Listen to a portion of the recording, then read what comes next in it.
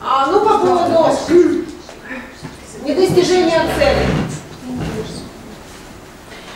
Я вам помню, там на собеседованиях задавала такой вопросик.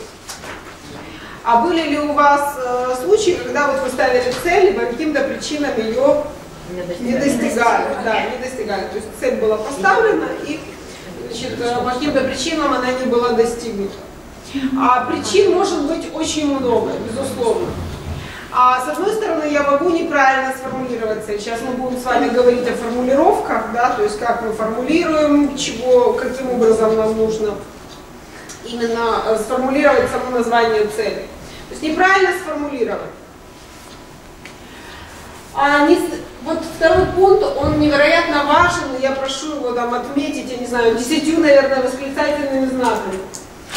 Несовершение первого шага на пути к достижению цели сразу после ее определения.